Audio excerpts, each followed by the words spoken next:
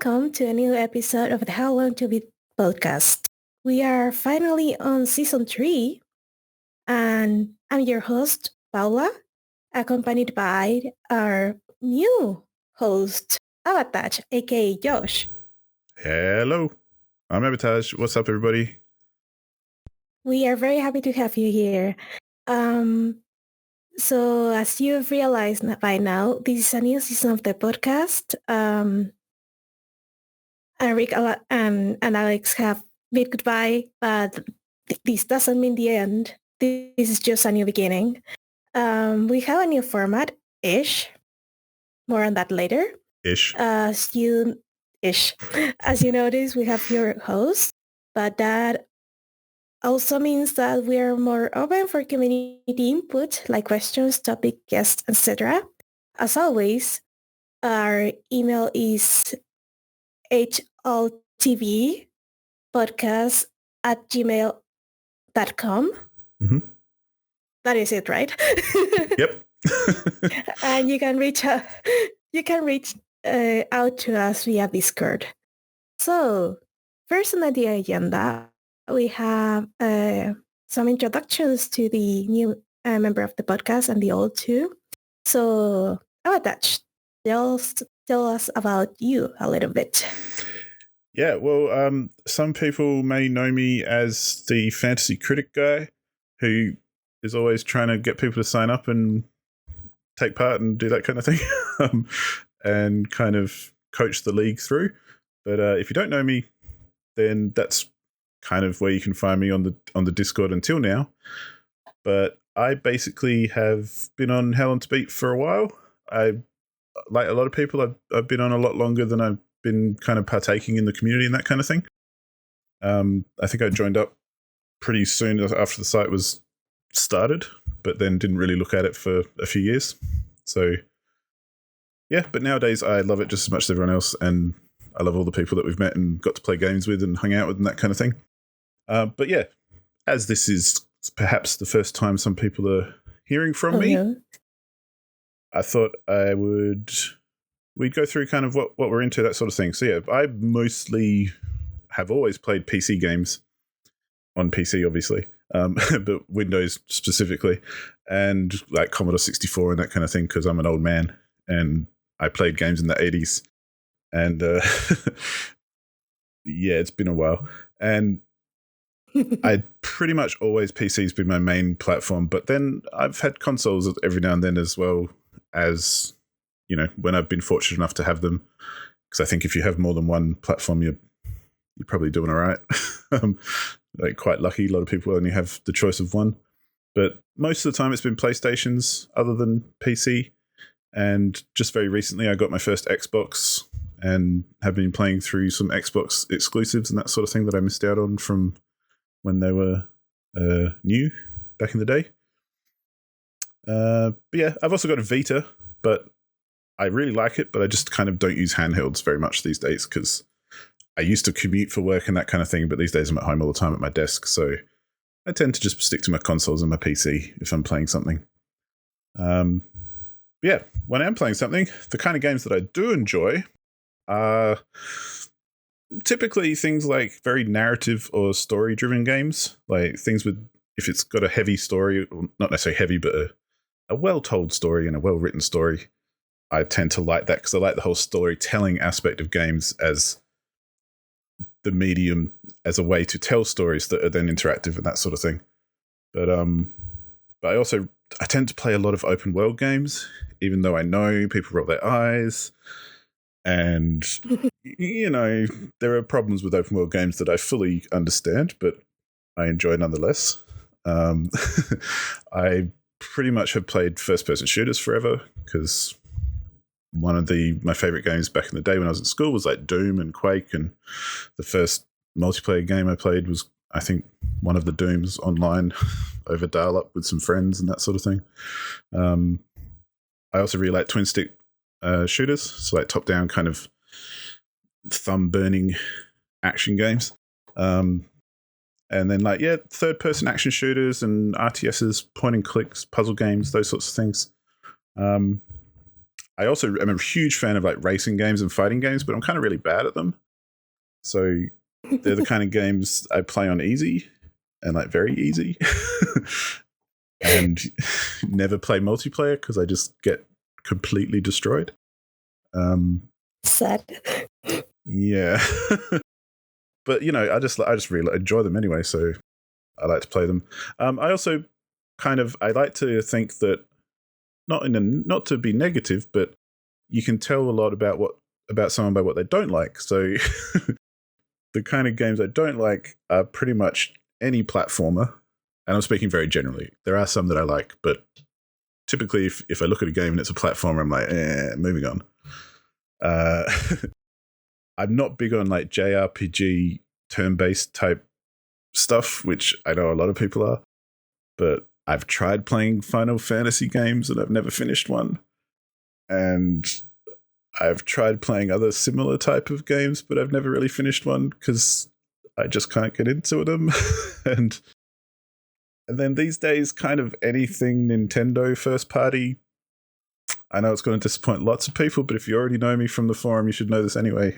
I Nintendo don't. Like, there's nothing there for me. And we'll talk about that a bit later anyway. But I think, as this is the new start of a new season and that kind of thing, that's kind of where I'm coming from. But I like to also think that I'm fairly open and I'll try lots of things. For instance, this month's game of the month being Guacamelee, which is a 2D platformer. I played it. I enjoyed it. I probably was not as excited about it as I could have been, but that's okay. We can talk about that later. But I like trying things anyway and seeing if I like it, even if it doesn't seem like I will. But yeah, it being the new season, I'd like to also get to know what our esteemed carryover host Paula is into and learn more about your tastes and the kind of games you like to play. You're making me blush here. But anyway, so as people who listened to the previous season may know, I am a handheld fiend. Like I own a Switch, a Vita, 3DS, PSP, DS, GBA, and all that jazz. So everything handheld, I will play. Even if I'm at home, because I'm a lazy bum. I just like to lay down on the couch or on the bed and just play something there. Like, playing while sitting down like a decent person. No. I just lay down and play anything there. And also, I still play tabletop console and PC games. I do own a laptop, so again, I'll just be laying on my stomach and play something on my PC because I'm too lazy to have. Okay, I'm not too lazy to have a desk. I do have. Is that I don't have a desk where I'm at right now, so I have to make do with what I have. And why not be comfortable as well? So yeah. So I either use like a pillow, like a desk, or like recently I bought like those tables that are like portable tables that you just plop on the bed and use them as a desk. Nice, like the ones for your dinner and that sort of thing. Yeah, I use them for using my PC in the bed. But anyway, I still also may come off as a Nintendo girl because I grew up with N64. My first only mine console that I didn't have to share with anyone was a 3DS XL. And right now I'm playing a lot on my Switch. More on that later when I talk about the games that I really like. So for the games that I like, I do enjoy anything narrative oriented, though I might not be the most what's the word for it? like I like a good narrative, but I'm not very picky about the narrative. I do get picky if I see a missed opportunity. But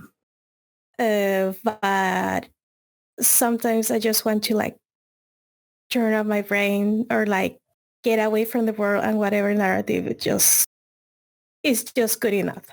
Unless it is really, really bad. But it has happened, but I'm not very picky in that regard. So I like visual novels. One of my favorite is Otome games, which I play many of at this time. Puzzles, point and clicks, escape rooms, RTS, turn-based RPGs and dungeon crawlers. I do like Nintendo games. I don't like everything they do, but I do like the usual Zelda, the odd Mario here and there. But on that note, I suck at platformers. I do like some really, really much. Like, well, Hollow Knight is more a Metroidvania, but it has like a lot of platforming, and it did take a while to get used to the platforming. Do I die more than your regular gamer? Yeah. Do I enjoy it? Yeah. Will it take me like twice as long as How Long to Beat Time says? Absolutely. But I'm the one playing the game, so I make the rules. What I do dislike are first-person games in general, mainly because I get motion sick. And I don't vibe with anything that's like too bloody or graphic. Like I saw like a trailer for The Last of Us 2 and I nope out of there because it was kind of brutal. And also like old Mortal Kombat, like I know it's still kind of like brutal, but I feel it isn't as brutal as it used to be at one point in time. So yeah, anything that is like very, very bloody, gory, graphic is like, yeah, no, I'll pass on that. So that is more or less an introduction of your lovely host. And we'll start with the usual agenda now. So, Abatage, what have you beaten recently? Which, by the way, you're the only one who has beaten anything. Yeah, when we were putting this together, we kind of realized that, well, I hadn't beaten anything, and I've kind of grabbed stuff from the last few weeks because I haven't already spoken about them. So, but there's a few games that I have beaten recently that I think are worth mentioning.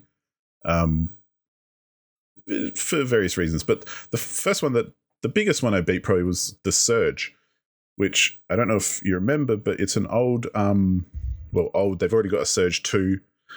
It's the guys who made Lords of the Fallen. It's basically a Souls-like, but it's, The Surge is all sci-fi, so it's all robots and machines and things instead of dragons and monsters. But it's basically exactly the same kind of format, and you bit more level based, but you kind of work your way through levels, defeating difficult enemies and collecting scrap instead of souls. And then when you die, you lose your scrap, but you've got a certain amount of time to go pick it up again and all that kind of thing. And at the end of the level, you fight a big boss and you get on to the next level. And I initially played it a long time ago and retired it. But then something a few weeks ago I don't know, I got the itch and I thought, I really want to try playing that again. So I did, and I ended up finishing it. So something obviously clicked and I got good or something, I don't know. But it's I'd say if you are a fan of Souls-likes and you haven't played The Surge before, it's definitely worth checking out if you have access to it.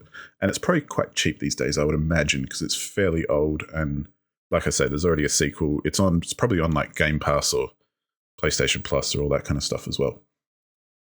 But yeah, that was probably the biggest amount of time I put in. Well, maybe not. Which then the shortest amount of time that I put in was a game that was on Game Pass, which is a brand new one called Venba. And this is only about an hour long, and it's just a simple story kind of game.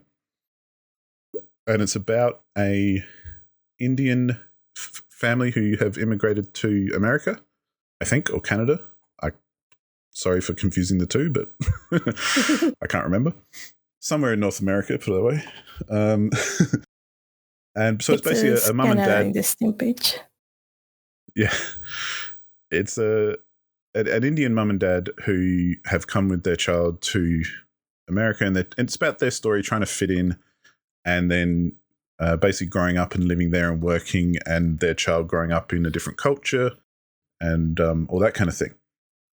That's the story side, but then the actual gameplay that you play is you cook meals throughout the story. So it's mainly from the perspective of the mother, and she obviously, well, not obviously, but she, throughout the story, a lot of the important times in their life and important occasions and stuff, she'll cook up a big feast of traditional Indian food.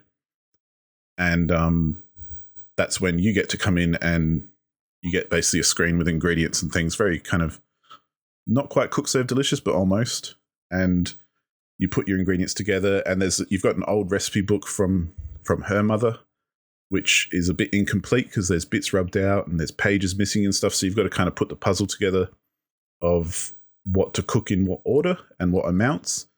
And then if you succeed, you make a nice meal, and the story continues. So it's not a hardcore kind of game by any chance, but I loved it. It was one of those games where it was just a really nice story, and it had a really nice message by the end of it. It might have got a bit teary as well. It was a bit sad, but really interesting. And one of those games where you kind of do get to learn a bit about Indian culture and proper Indian food, not just what you get from your takeaway. And and yeah, even some Indian traditions and stuff, because holidays and things come into the story as well, and that kind of stuff. So I really like that kind of thing, and I found it really interesting, and I actually felt like I learned something, which was cool. So yeah, it's only an hour. It is on Game Pass if you've got Game Pass, so definitely play it if you've got that. But otherwise, I'd say if you're into that kind of thing, it's definitely worth picking up and checking out at some point. I also played the game of the month, like I said, Guacamelee, which, if you don't know, you play as a luchador, and you go on basically a quest to rescue some lady. I forget who she was. I wasn't paying that much attention to the story, if I'm honest. But there's a girl who gets kidnapped at the beginning, and you go rescue her. That's basically the gist. So there's a group of bad guys who make up the bosses of each area or level that you go through. It's very Metroidvania kind of style, where you get new powers to unlock places you've already been and access different areas and things. It's kind of reminded me a lot of other games that I didn't like. Other people said it reminded them a lot of The Messenger, which is another platformer that I retired, so I don't really remember it that much. I just remember not liking it. But I did like Guacamelee enough to stay till the end. And part of it was because they've got a nice kind of little combo system for fighting enemies, where you kind of, if you just like mash buttons, you can punch enemies and do damage and that kind of thing. But if you do things like you punch an enemy into the air and stun them, and then jump in the air and do a little combo while they're up there, and then use a special move to keep them in the air, and then keep comboing on them as well, you'll end up doing heaps of damage, as opposed to just a little bit that you would have done if you're just mashing your X button or whatever.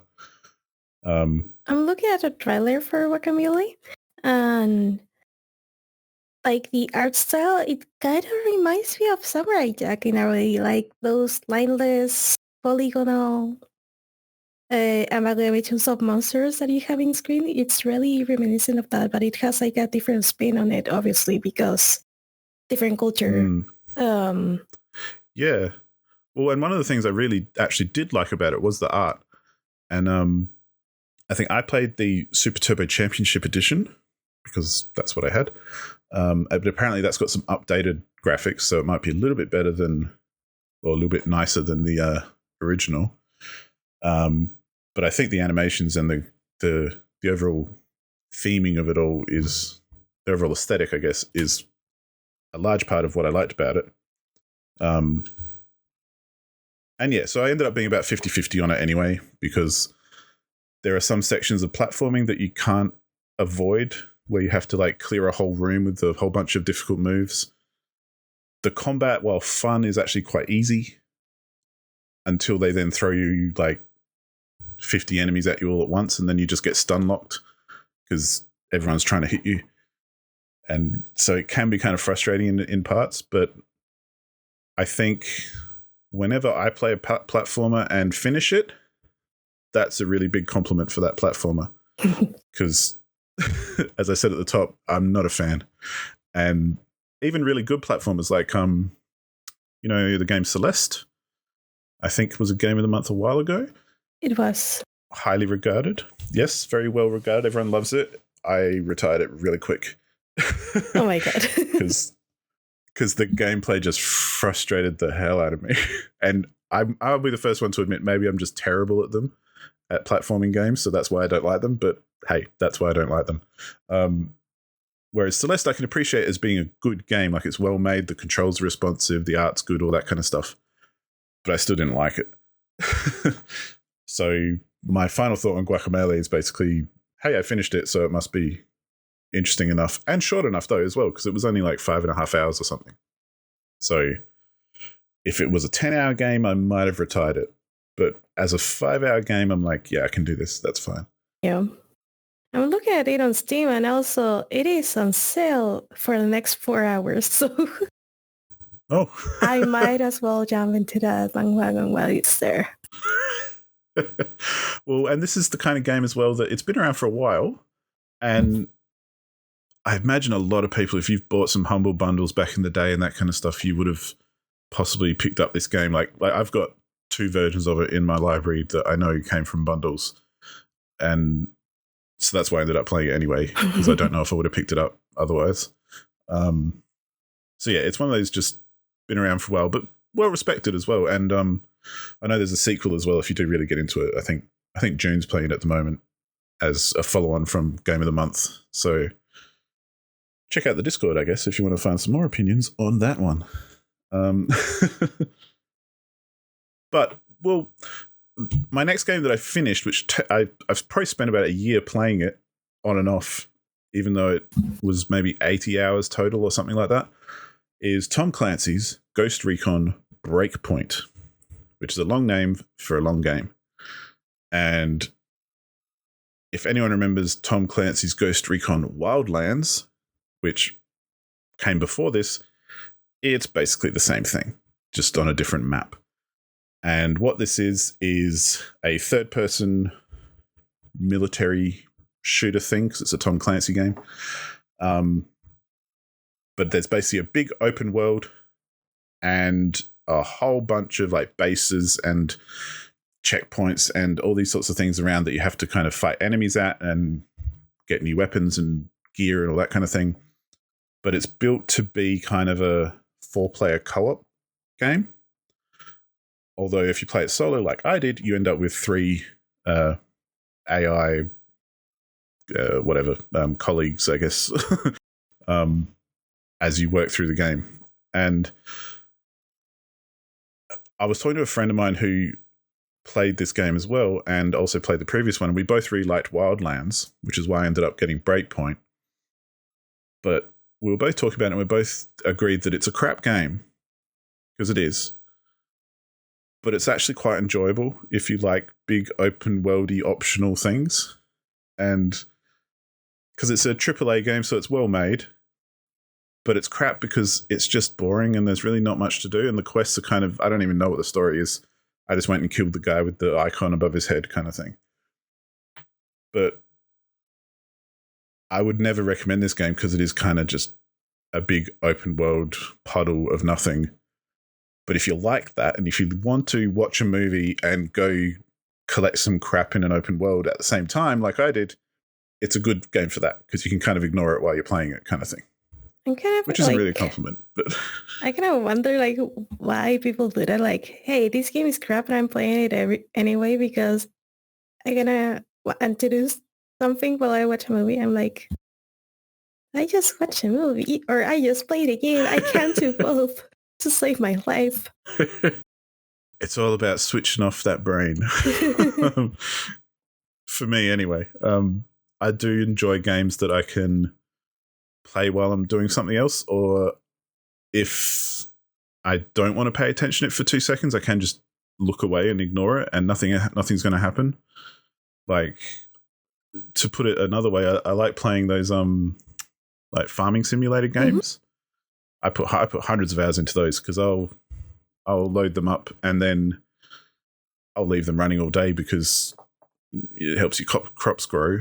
But you can easily walk away from it and nothing bad will happen, and just come back when you feel like it, or like listen to a podcast while you're playing it, or that kind of thing. And this is kind of like that, except it's a military shooter thing, so they all take themselves way too seriously and have no sense of humor. But it's kind of, I would say, if you're interested in anything like this, even though I haven't given it a glowing recommendation, then try Wildlands first, because that one actually had a good story that made sense that you could follow. And I say good as in it had a story. This one, they changed everything to make it more live service, so there's like drop in, drop out missions and all this kind of stuff rather than a directed path. So yeah, Breakpoint was a bit disappointing, but it still scratched that itch of big open worldy, run around, do whatever you want kind of stuff. So, there's that. But better than that, and completely different, I played a game called Dordogne, Dordogne, which I believe is a place in France, and it's kind of set in a place called Dordogne in France. Again, it's a very story-heavy game, and it's about playing through the story more than anything else. And you basically play as a woman who has gone back to, I think, her grandma's house after her grandma's passed away. And so you're looking through the house and remembering a time when you were a kid and you stayed there for a while because for other reasons you weren't with your family for a little bit. And so you kind of have a little trip down memory lane and you explore this house as an adult, but then also you play through your time there as a child and what that meant, and the things you did with your grandma and all that kind of thing. And it's actually really enjoyable, and the art is beautiful. It's all hand painted watercolor looking art, and the animations fit it nicely and everything, and it's just it's one of those games that's like just a real pleasure to play. Like, you just feel nice after playing it because it's very wholesome, it's very family friendly, but it's fun and it's got a good story and it's chill and the music's good, the art's good. There are things to look for, like you can stop and take photos of different things around the town and they're collectibles. You can even record sounds of things with your little cassette recorder, and basically adventure around in the wilderness as a kid and just discover things and play with things and row your boat up and down the river. Kind of, it's a very chill, relaxing kind of time. And yeah, I'm glad I played it. Again, it's a Game Pass game. So one thing I find I really enjoy Game Pass as a gamer because I have enough time that I can try out all these games that come onto Game Pass. And so therefore it's worth it financially. But these are all games that maybe I wouldn't purchase straight up because, they're all short. They tend to, if it's sold for like $20 and it's an hour long, I don't have anything against that because I'm not saying it's not worth it. But I'm the kind of person, maybe I'll spend my $20 somewhere else that'll give me much more bang for my buck. Many more hours, perhaps. So, these are the sorts of games that I love to see on Game Pass because they're the kind of game that you can just pick up and try. And if you don't like it, cool, no worries. But often they're these little gems that kind of stand out and you remember. Speaking of, one game which I absolutely loved when I played it was a while ago now, but I just have to mention it because it was a game called Road 96. And again, it's another kind of very narrative story heavy game. Although there are failure states and you can kind of stuff up because there's a lot of branching paths that can be taken. Is it the one where you are like on a trip and you have to like what's the word for it? like ask people to like hitchhiking. Yeah, that's it. Yeah. So the story is basically, again, I think it's set in like North America, and it's set kind of in a future that's not sci-fi, it's a near future, but for some reason teenagers are trying to leave the country, and so they're all trying to cross the border into Canada, I believe. And Road 96 kind of converges on this border crossing, so you end up playing through the same timeline a number of different times, because you play as a number of different kids who are hitchhiking their way along the road up to the border, and then something happens at the border. And then you play as another kid who's hitchhiking along another road up to the border, and then something happens at the border. But through the, like, I can't remember how many, but I want to say like 6 or 7 different kids that you play as, you bump into many of the same characters that you bumped into as the other kids that you're playing. So each time you go through the timeline, you learn a little bit more about each of the other characters that you bump into. Like, there's one of the best characters is this kid who's about 12 or something, but a genius, and always, wherever you bump into her, she's always just inventing something and like building rockets and radios and satellites and things, and she's always like roping you in to help her out, and it's kind of dangerous, but you know, it's fun. Or there's like a couple of guys who always wearing masks, and they're always trying to rob banks and stuff, and you kind of get swept up into their shenanigans as well. And or there's like a creepy taxi driver who may or may not end your journey one way or another. And it ends up being a really cool, and I really like the way it tells the story from like lots of different angles. So by the time you're playing the last kid, you kind of know all these characters, and when you meet someone on the road, you're like, oh, it's that person, and you find out a little bit more about their story and like why they did what they did in another story or another instance, kind of thing. So yeah, that was a really cool game, and one I definitely has been a highlight of the last recent times, I guess. But yeah, Road 96, definitely worth checking out. And finally, this is just a free game that's on Steam, which I recommend people check out if it looks like your kind of thing. It's called BABBDI, BABBDI. I actually recommended this to our resident cock as well, because I thought as soon as I played it, I was like, man, this is the kind of game he'd be into. And he played it and said he was really into it, so I'm happy about that. But it's a free game, and it's one of those, there is a term for it, but it's one of those games where it's kind of a surreal experience in a way, where you just have to, your objective is to kind of leave this oppressive kind of dystopian town that you're in, and you can explore throughout different buildings and parks and facilities and that sort of thing, and there are other characters there as well who you can talk to. But you find stuff like a mining pickaxe, but then you can use that to kind of scale your way up the walls of the buildings, and so you can like jump up and like grab onto the side of the wall with your pickaxe, and then jump up further and kind of get anywhere with it. Or you find like a motorbike which you jump on, and you can go really fast and jump over big gaps in the landscape and that kind of thing. So yeah, different items you find kind of help you get around in different ways. And it's the kind of game where you could probably finish it really quickly if you knew what you were doing. You could probably like just go straight to the exit and boom, off you go. But you'll probably end up taking a little bit of time just exploring and seeing what is in the world and what kind of stuff other people say and do. And it's very kind of weird and surreal and kind of off the wall a bit, but interesting. It looks kind of weird, like free. Especially the character models. There's something unnerving about them. It's very trippy in that sense, and but not so like. So the reason I liked it as well is because sometimes games that look like this kind of go a little bit too far for me. They kind of try to lean too much into, say, 90s nostalgia and look all lo-fi and trippy, man. And that kind of stuff, I'm like, yeah, okay, whatever. I lived in the 90s. I know what it's about. I don't need to go there again. But this one was not cringy at all. So that's a very good thing. And at the end of the day, it's free. So yeah, easy one to recommend trying out. Look it up on Steam.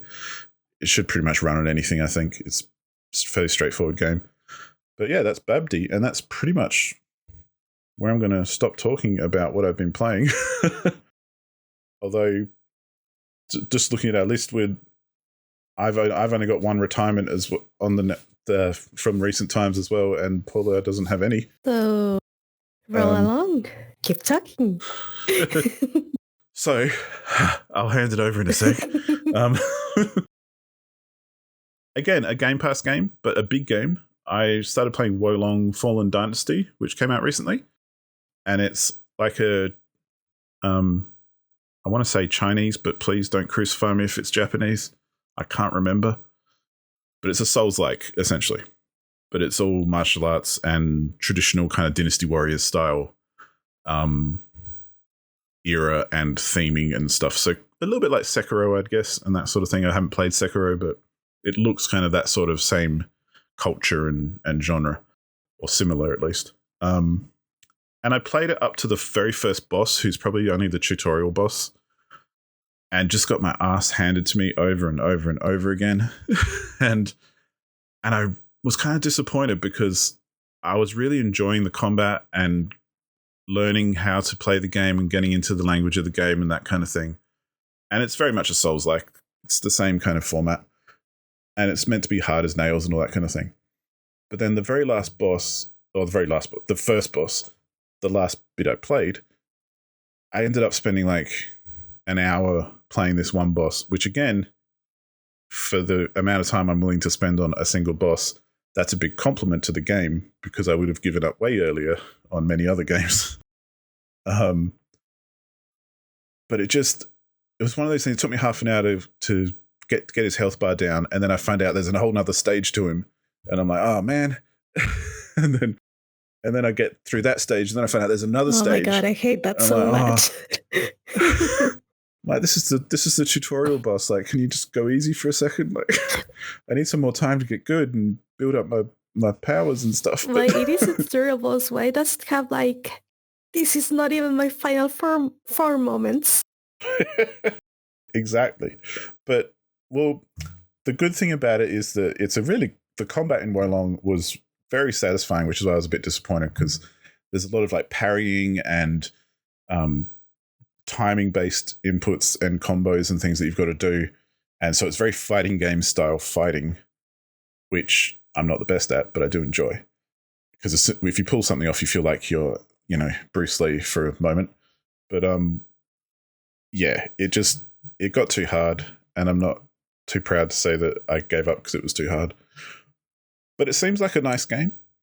And, again, if you're into Souls-likes, worth checking out, but just beware, it's kind of difficult. But I'm going to shut up now. and I'm going to let Paula talk a bit more about what she's been playing recently and what's on the go. Okay, so I've been playing a bunch of stuff. I've broken my rule of not having more than one otome ongoing at a time, and more on that later. But first of all, I want to talk about a game that I think I retired a long time ago. I'm finally back at it again, because Triforce Heroes is a game that is meant to be played with two other people. It's not a game that is meant to be played alone, as I initially tried to do a long time ago. So, in Triforce Heroes, it is a Zelda game, but it's not set in Hyrule. It's set on Hytopia. And the story is very silly, because in Hytopia, everyone likes to dress in the latest fashion, and the whole kingdom is just fashion oriented, and just fashion is everything here. So when this princess got cursed by a witch and was only able to use very, very unfashionable, unstylish, horrible bodysuit. The king decided to call all heroes on the kingdom and the nearby kingdoms. And so there's in the intro there's literally a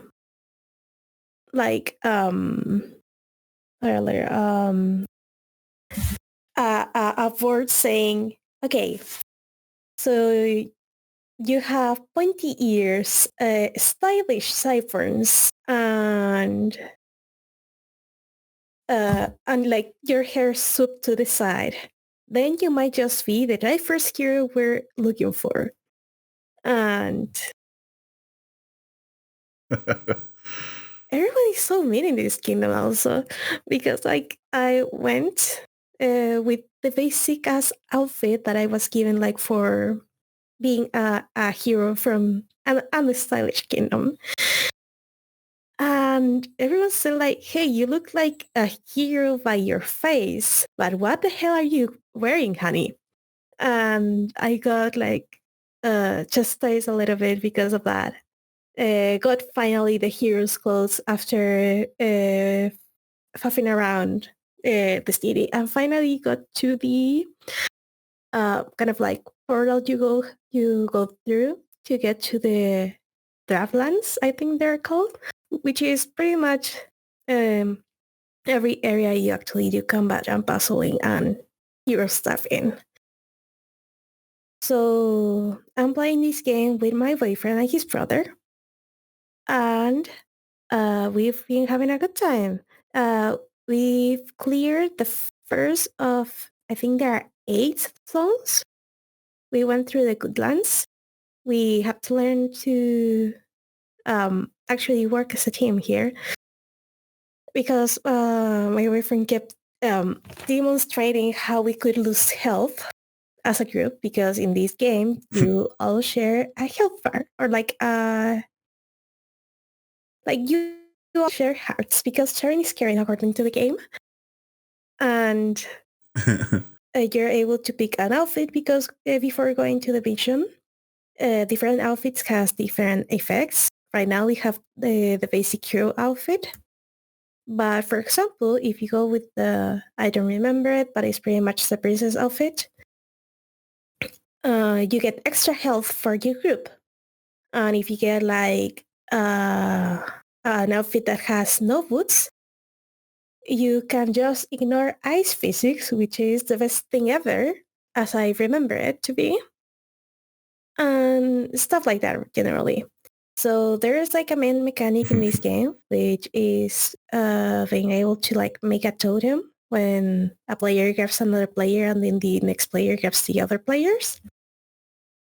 And that way you can fire arrows, for example, or battle enemies, or like hit things, or reach places where you wouldn't usually be able to reach. It got a little bit of time to get used to that mechanic, because the funny thing is that my boyfriend keeps like using like the bow and arrow item. Like he keeps grabbing that item, but he's not the one aiming, because when you're in the totem mode, the one who grabs the other player is the one that has to actually aim, which has proven to be more a challenge than I would initially thought it to be, because I know when I'm like scrambling around in a game, I'm bad at aiming. I didn't know my boyfriend's brother was bad at aiming too. So we'd have a lot of times where he's like, fucking aim already. I want to hit that enemy, or I want to hit that thing. And also, we actually have like a couple of dead screens, because we kept bombing ourselves, because bombs don't account to Like bombs don't discriminate on who they damage. Like they just explode. So we've died a couple of times because of friendly fire because of the bombs, but it's all in good fun. We actually completed the first area, so we are planning to keep playing this one. The other game that I've been playing a lot of is Pokemon Abatage. Is exactly what it sounds. And I talk about it on the previous season of the podcast, but a little refresher is just like a little side fun project made by fans for fans of the Pokemon franchise, where you're able to play with up to 7 other players in a auto chess kind of like play style, where you only get like buy your units and position them, and then let them fight. And there are like synergies and stuff like that. I'm not going to bore you with the specifics because I already did it for Alex and Rick out of their mind with this one. I've been getting better because I kind of like lost my touch after the last update, but now I'm like getting back on my feet. I actually won a game the other day, which I'm very proud of. And that's about it. Cool. Now, for the other two games, they're both otome games, which are essentially dating sims slash visual novels for girls, or like that's how they're marketed as at the very least. So for Buying Paradox, this one is a weird one because you play as Yuki, which is the most ordinary girl that you ever see. Like, she's like average on everything. And she's very much a blank slate in a way. So she has a personality as shown in some of the routes that I went through already. So she goes to this school in this like a colony, not a city, a colony called Theta. And everything in the outside world is shit. Like the air is poisonous, and the water is undrinkable, and there's pretty much nothing living outside of the colonies. There are like many of these colonies, but anyway. And so they don't know what the real sky looks like. They only have like this digital screen sky like all times of the day, because the real sky, it's all covered in smoke and poison because humans just destroy their planet like we're doing now. So the only way for humanity to keep on going is just stay inside of colonies and call it a day. So this is actually important for the route that I'm working on, because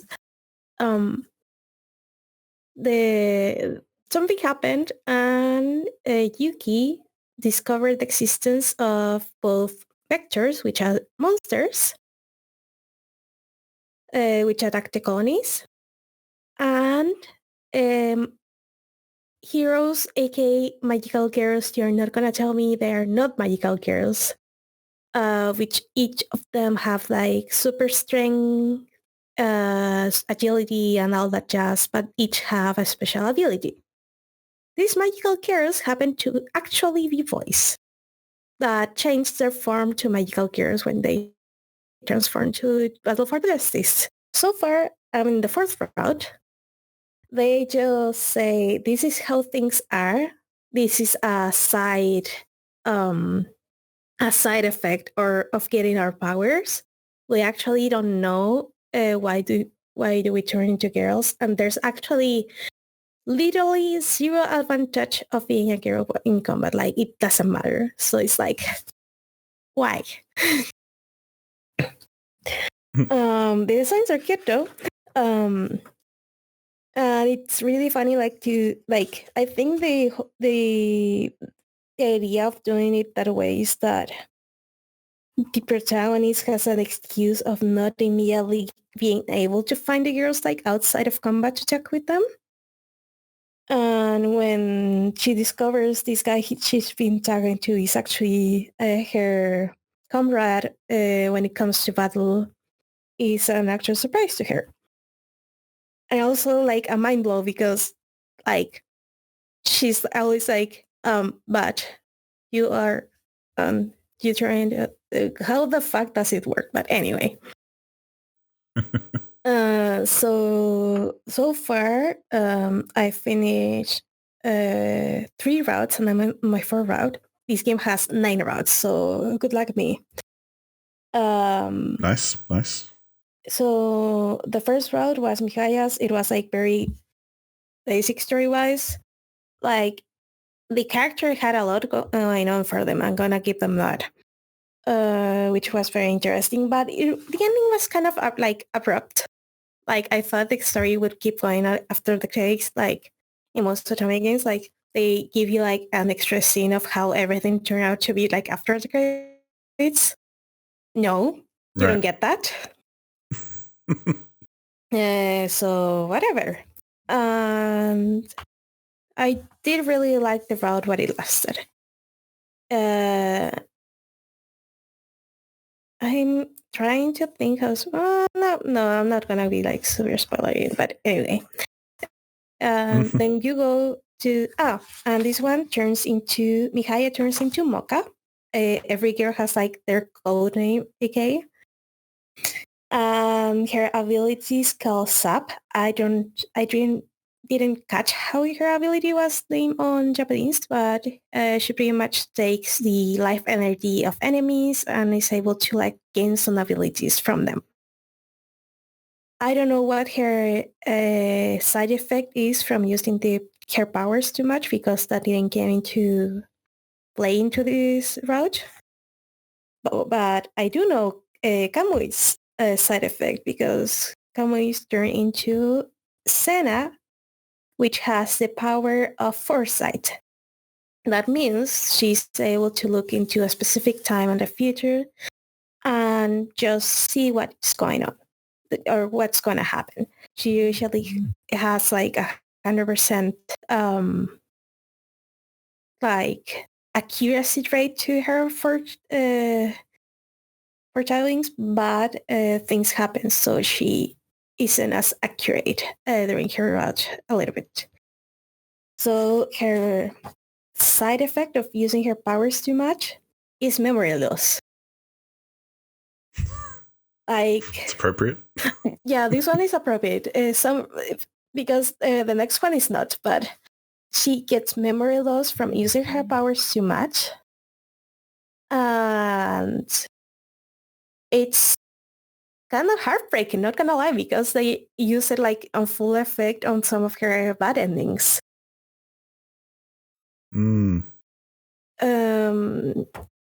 Like outside of missions, Senna is actually Kamui, and this like the character that everyone thinks is a flirt, and he's kind of like the one who belongs to everyone, so he belongs to no one in a way. Yep. So pretty much like he gets along with everyone, but in a superficial level. Then we have the other route that I did was Ayumu Mamiya, which is... Do you know the term Siscon? Like... I think so. No? Remind me, because I think I'm not too... Okay, he pretty much has like... he's overly attached to his sister. And he's like, dude, like, give her a break. But he's like not in love with his sister. He's like overly protective of his sister, and he like fawns all over her. But anyway, right? Okay. Hopefully, like, thankfully, that goes away the longer you go into the route. Like he realizes what he's doing, and that is actually damaging to his sister. It's like, okay, I should like step back a little bit. But also, he's an asshole. Like the protagonist meets his sister and starts making friends with her after And like the character Ritsu, which is his sister, is like an actual ray of sunshine, a ball of sunshine, sorry. And it's like, hey, I could be like actual friends with this person if they existed in real life. And Ayumi is like, hey, you're kind of vulgar. Don't be friends with my sister. Don't get near her.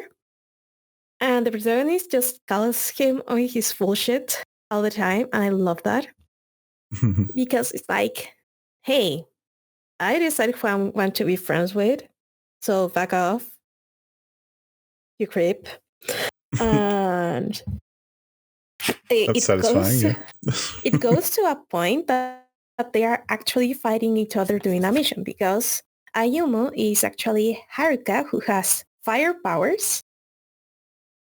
And this is where it is kind of stupid, her side effect of using her power too much, because she can't change back to Ayumu if she overuses her powers. Okay. So in that way, it's kind of like makes sense because in a way, if Ayumu disappears, Ritsu is kind of like alone in the world. But that makes sense for the character and their motivations and all that jazz. But it doesn't make sense from a storytelling standpoint of how the powers are defined. So I actually thought for a while that using fire too much makes it harder to use because there's a scene where she completely loses powers over her power. And they almost died. And it was like, hey, that is actually a cool side effect because the stakes are high. And then they come with this bullshit. And like, okay, I like my version of the story better. But anyways, but like this route in general is kind of like enemies to lovers because they really start fighting, like not like arguing. They're throwing drugs at each other at some point or like throwing hands actually. And one of the enemies, which is called Moravia, which is from like one of these characters that are like in the side of the vectors. Actually, it's like almost eating popcorn while they fight each other, and they realize what they're doing. It's like, hey, we actually need to fight Moravia, not each other. So can we call it truce? And they like grew a brain and decided that it's a bad idea to fight each other.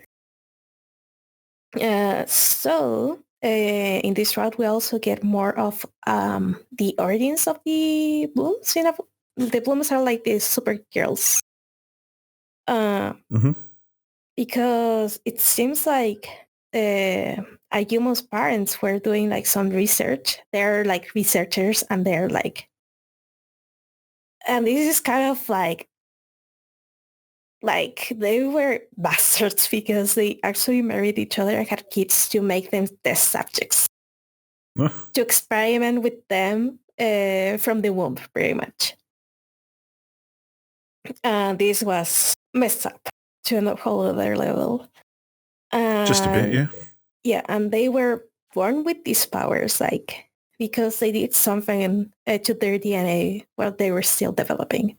I was like, okay, this is interesting. And also, there's an extra tidbit that I got from one bad ending, where Haruka actually dies after launching like her last attack. And she drops a crystal, like a flower-shaped crystal. The same that are dropped by the vectors, which, according to a previous route, vectors are humans that morph into vectors after they get hurt by vectors. So I'm thinking like, are vectors like a failed experiment in a way? Interesting. Yeah, it kind of like really started like making my my brain gears go zoom and stuff like that. And now I'm on the last justice quote unquote route, which is Tokyo Takato, which turns into Kaori, which is the leader of the Blooms. And this is kind of the character that I will call the for science character. Mm-hmm. Like everything for science. So he actually, when he's Kaori, like she has the power of hypnosis, which in Japanese is called mind operator and makes a lot more sense. Because she's able to not only makes you go to sleep, she also is able to make you see things that aren't really there. Or like cool. change your memories even, according to himself. Mm-hmm. And I'm like here right now, so I still don't know much about this route, but things are getting very, very interesting. And that is about... I like that it sounds like, the more routes you do, the more you learn about the whole overall story. Yeah, exactly. And they're not just separate things. And then you can put it all together. And actually there's 4 routes that are from like the villains, which there's a character that I know is from the villains because of one scene where it was like the silhouette, but it was... I saw the silhouette of the character like literally right after I saw the exact same sprite like chatting with the other characters. So I know the character is kind of like a double agent in a way. Nice. Plus Moravia, which of course is boy transformed into a magical girl. And 2 other characters which don't transform into girls but get like monster / vector like attributes when they transform. Cool. Which is kind of interesting. And then you have like the grand finale that ties everything together, but you have to go through every other single route. So I have my work cut out for me. I can definitely see the appeal because it's all that answering questions and telling more of the story the more you go through it and everything and all the twists and turns and stuff. But yeah, sounds good, but you can do it yourself. I know. And actually, like, this one in particular didn't... I'm gonna say it didn't sell too well, but it wasn't like very popular in the West. Like the people seem to like the overall idea, but it seems that the consensus is that the execution wasn't all that good. Okay. Which I'm gonna get to see that at the end of everything. Yeah, it'll be interesting to see if you agree with that or not, but when you're done. Yeah. One last game that I'm playing is another Otome game because I was at a time where I was like, hey, I could play another road of Parading Paradox and try to finish it, or play Winter Wish because why not? So this one is Winter's Wish, Spirits of Edo. I call it from time to time KimiYuki because it is like the shortened version of the Japanese title. Okay. It rolls off the tongue better. So in KimiYuki, you take the role of Suzuno, which is... she's a girl that lives like outside a village, like in a little hut outside of a village. And she's not really treated well by the people of that village. Mainly because they're scared of her because of a strange power that she has. More on that later. So this will mean probably gibberish for people because this is a historical... It's kind of like a historical kind of like Otome game, but it's also like a fantasy. Otome game. So it's kind of like set up like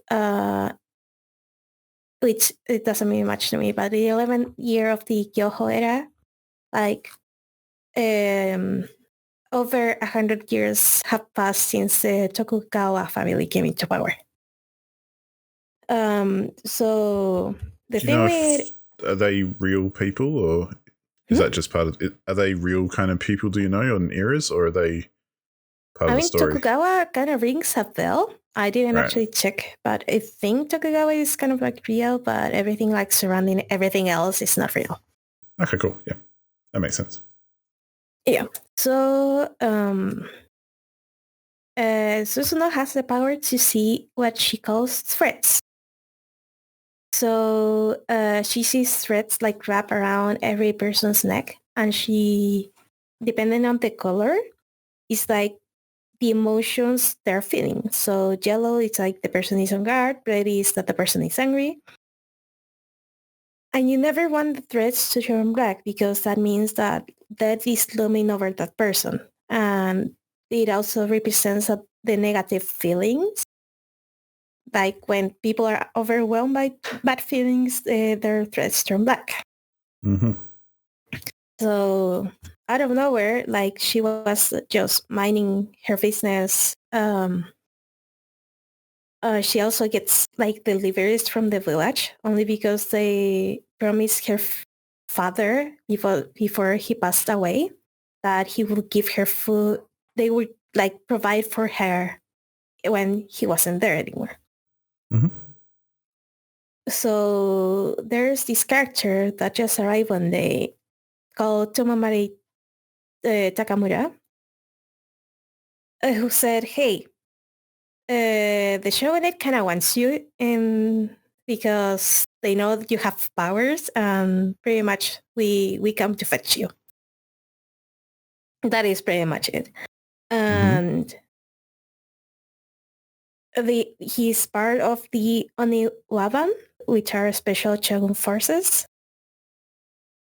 And the thing about this character is he doesn't have threats, which will become more important a little bit later.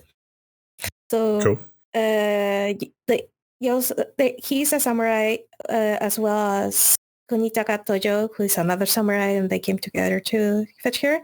And the thing is, when there was like a group of people that were pretty much telling Susuno to like get the hell away from here because no one wants you here.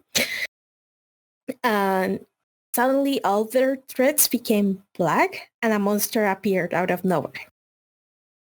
Damn. So it seems that her powers is not only to see the threats, is to predict where a monster will appear. And that is the power that the shogunate is after. Once she gets into Edo, they also meet Genjuro Kura, which is he's also part of the Oniwaban. He also doesn't have threats. He patrols Castle Town. And here we learn the concept of farm folk, which are items that are tools that after people like take care of over them for a long period of time, they kind of like begin to form a soul and become human-ish. They're kind of like yogai, I think. So the bodies are ethereal but tangible, and they can alter their appearance however they like once the conditions are met. They also have a testimonial tablet with the name they received from their master, and they need that to become like the tools need that to actually become a farm folk and retain their human form. And they cannot die. They heal very fast, but if their tag is destroyed, they get destroyed too. Here's the thing. They have threats. So what are the Oniwaban? I have no idea, but they can threat. They don't have threats where when other beings that weren't human to begin with have threats. Interesting, yeah. We also met Yoichi, which is a spy in the castle town. Otaro, who collects intel in the entertainment district. And Kinji, who works as an actor and also has duties as an Oniwaban. Just after I kind of like finished that play session after meeting everyone and just getting to the base of operations of the Oniwaban. But yeah, actually, Susanoo asked them, hey, have you gone any special training? Because I can see your threats of any of you. And you are all part of the same force. So she's like, maybe it's training, but they seem to know what it is, but they won't tell her. I was like, come on, God damn it. So yeah, like, color me intrigued. This is a game that I like to play when I'm on a treadmill, because I just put it like on autoplay and leave it there and see the story unfold before my eyes. And I have to, I pretty much have to jump into the treadmill to know what is going to happen, because I made a promise to myself to not play this out of the treadmill. It's a good motivation to keep fit, that's for sure. Yeah, definitely. So, enough out of me. What have you been playing? Well, yeah. I've only got a few to talk about. I mentioned before how I got my first Xbox a few years ago. Mm-hmm. And part of the appeal to that for me was being able to play all the first-party games that I haven't played before from not having an Xbox. Because all the third-party stuff, yeah, I've probably played that on PC or PlayStation or something. But I thought, there's a good amount of stuff, just like the little game we might have heard of called Halo. And on Game Pass is the Halo Master Chief Collection, which is the remastered, all of them. And I started playing the first one, the Combat Evolved, and kind of got bored and didn't like it for two reasons. One, it felt very slow, but two, and this is playing through the campaign, not multiplayer stuff, but two, also, it's a first-person shooter, and I don't like playing first-person shooters on a gamepad, because my whole life I've played mouse and keyboard for first-person stuff, and it just feels really weird to play it on analog sticks. So I retired it. But then recently, I have upgraded the graphics card in my PC so that I can play some more games and that kind of thing. Not that Halo is a new game, but the collection is. So I thought, oh, you know what? I might pull that out of retirement and give it a go on the PC instead. And I got to pick up my old save, so I've only got like a couple of levels left. And so I started playing that again. I basically, it's much easier on mouse and keyboard. Well, not so much easier, it's the same difficulty, but I find it much more enjoyable, I should say. Because, I don't know what it is about. I can appreciate some people like gamepad for first-person stuff, but I really like using gamepad for like third-person stuff and for other things like fighting games or racing or other games where it's appropriate. I'm not against a gamepad, but for some reason, first-person shooters, I've got to get that mouse and I've got to have a keyboard under my other hand. Otherwise, I feel like I'm totally out of depth and I don't know what I'm doing.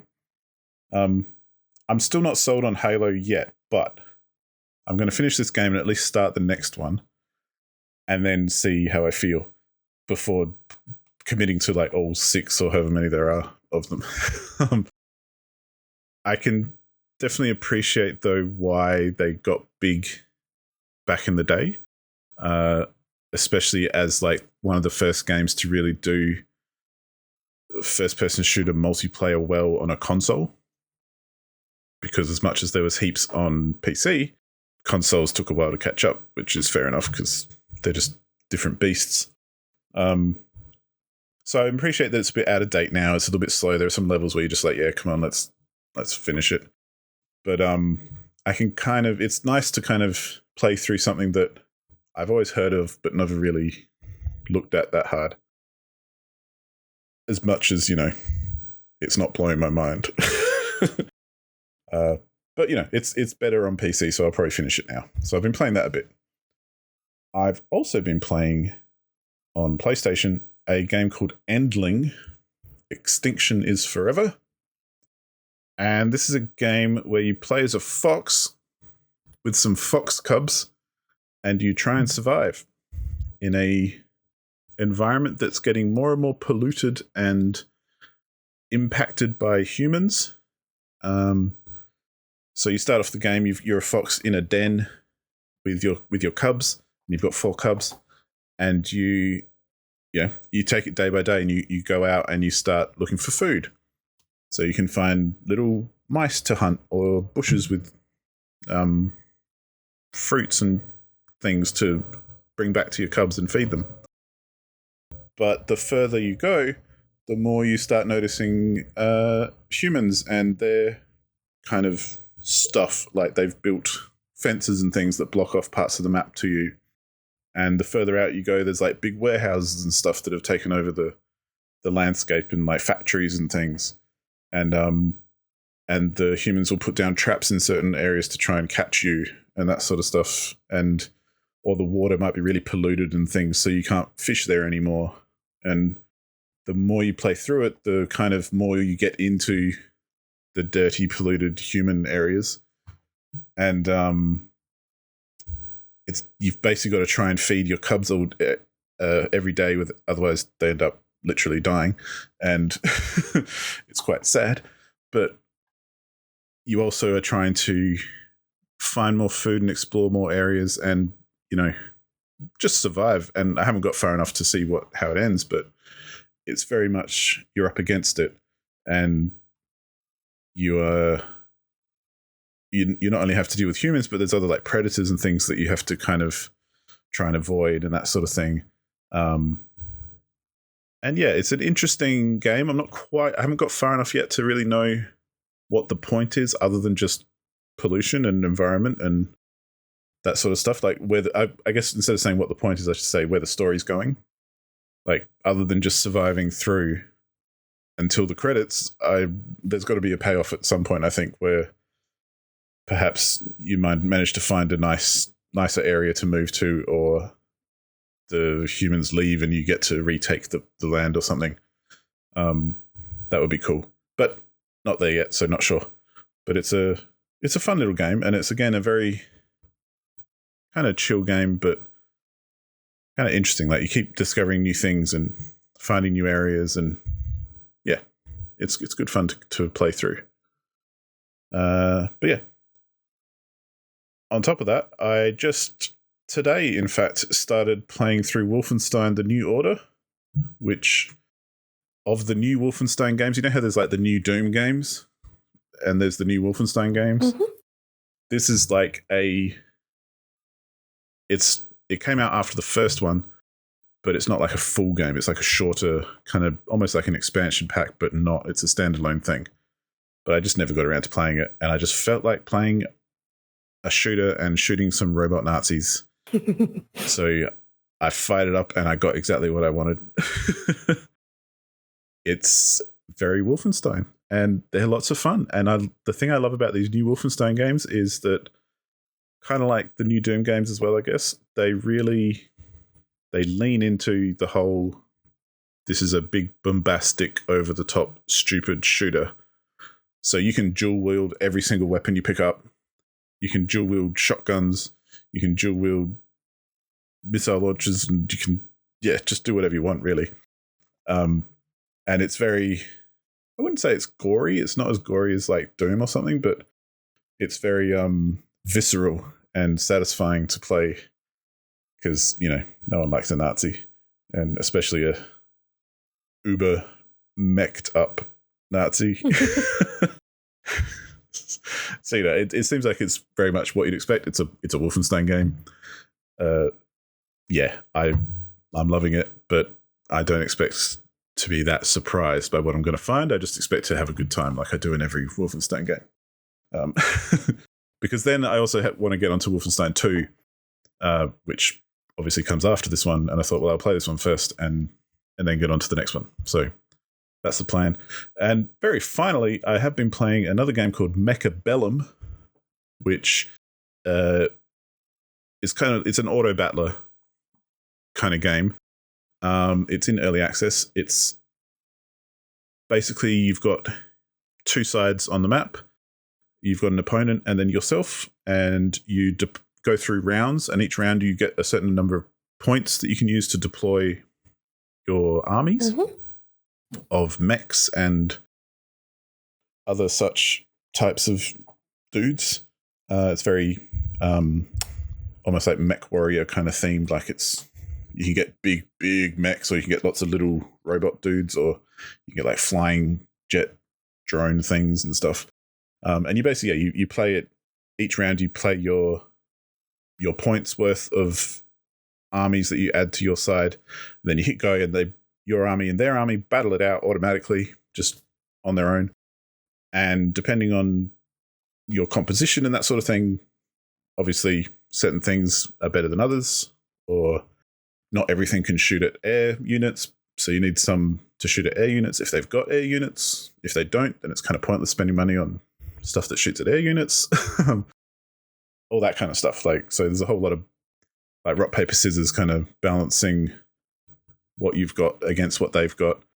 And as you get into further rounds, you can start putting dudes into flank their armies, and you can call down like missiles from the sky and stuff. And it's like just like a mini RTS, though not an RTS because it's an auto battler.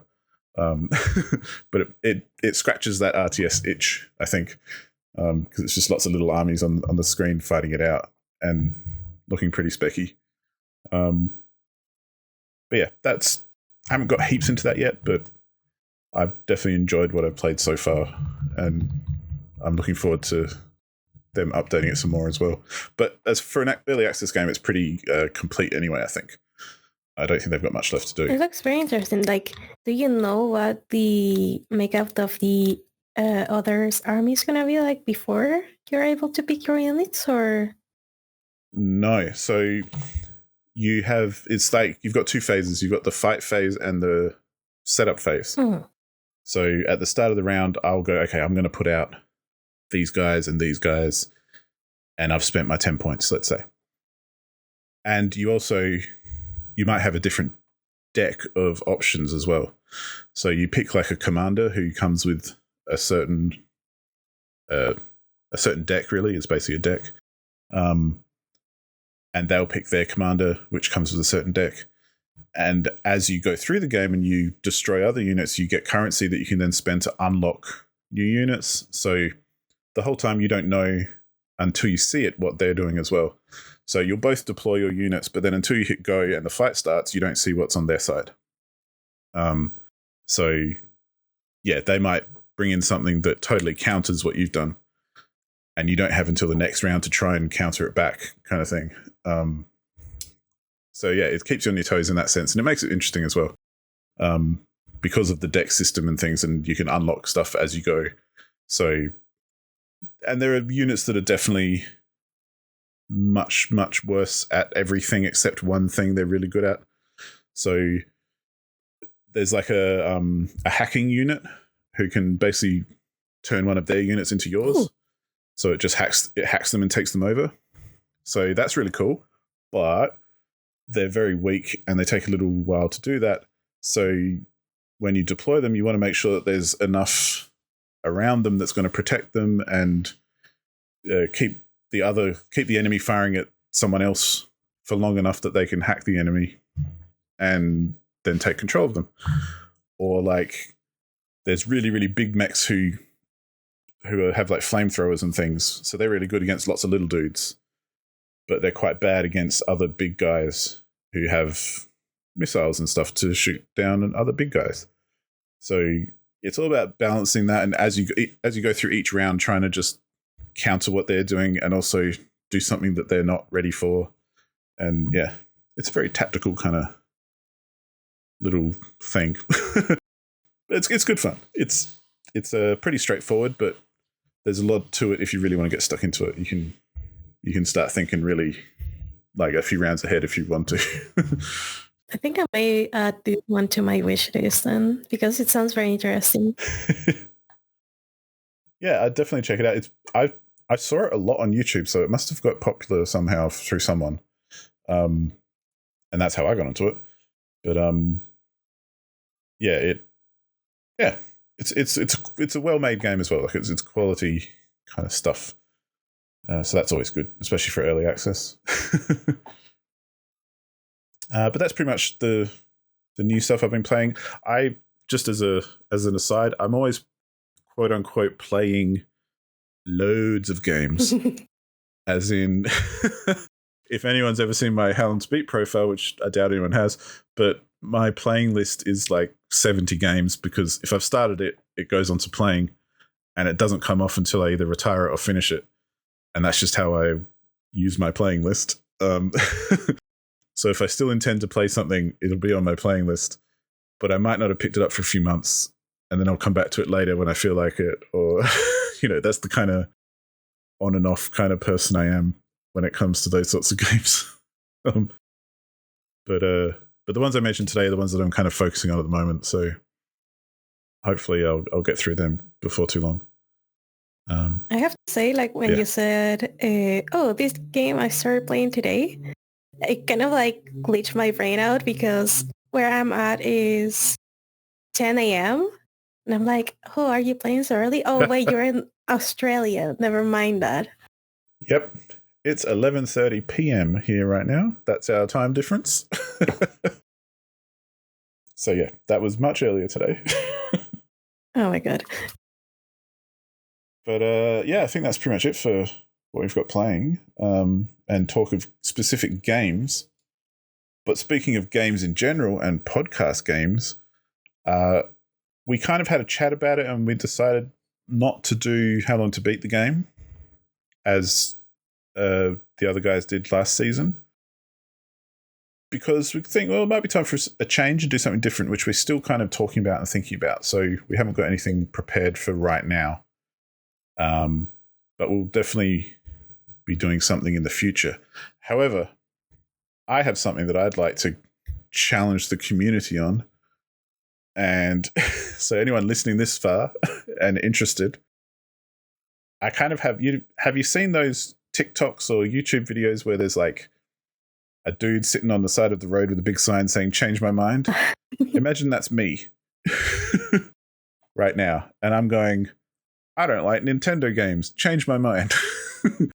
Or I don't like platformers. Change my mind. Like, if you are like a Nintendo lover out there, or, you think Zelda Breath of the Wild is the first open world game worth playing, then I invite you to come on the podcast and let's discuss it, because I might disagree with you, but I love the discussion and teasing out why. And I do consider myself to be an open-minded kind of person, so I'm happy to change my mind, and I'm happy to have my mind changed. But usually the reason people tell me that I should be more into Nintendo is because Mario. And I'm like, yeah, I've played Mario games, that's fine. I've had enough. I don't need any more. The hardware's terrible. The games don't look appealing. What can I say? And this is where, it's kind of nice. I like that Paula is into different games than I am, like Nintendo games, and you like playing platformers. And I don't. I like that we both like a good story. I think we can complement each other a bit there, but I very much enjoy having discussions with people who have different opinions, and being respectful and not being negative either, not trying to bring everyone down. But I invite anyone in the community who thinks that you have more of a argument as to why I should give Nintendo more of a chance, because that's the big one really, or something else that I might say that you disagree with. I highly encourage you to come on the show, come on the podcast, and let's talk about it. And let's discuss and get down to the nitty-gritty and see if you can change my mind, because I'm ready. Yeah, I'm gonna second that because I tend to, from time to time, have a very controversial opinion on something, or like a very strong opinion on things. Pokemon.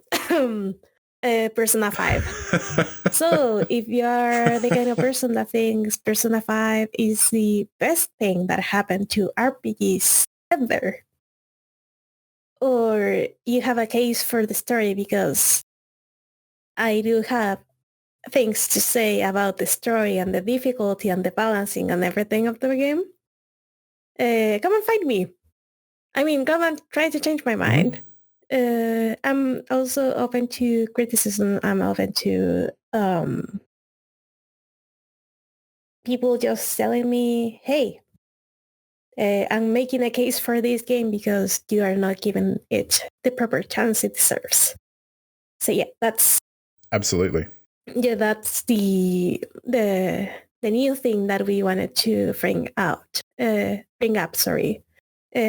this season of the podcast. And I have to stress, it's not to be negative and get into arguments or anything like that. It's just totally positive and trying to expand our interests, because there's always things that we don't like or we're not interested in. But if someone can convince us to give it a go, I'm there and I'm ready for it. Coming to the podcast and being a guest and having like an actual debate is one option.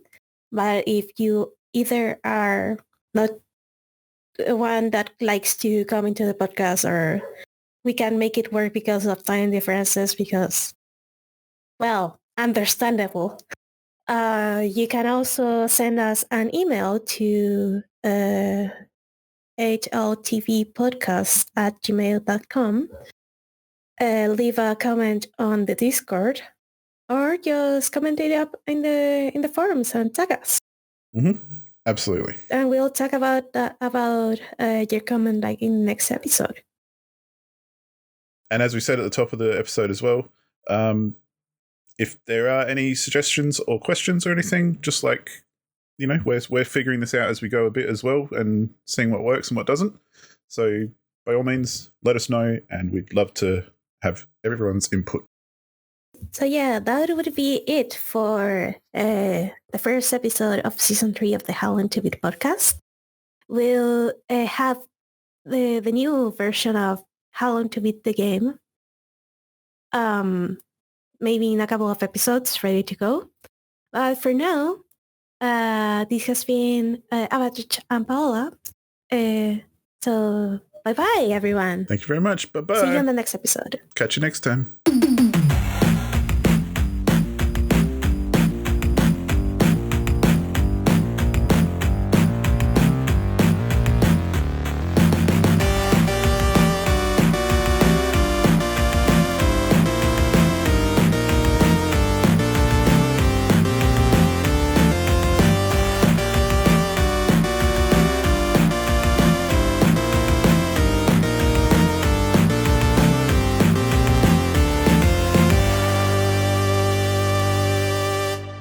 Recording it. Oh my god, please no.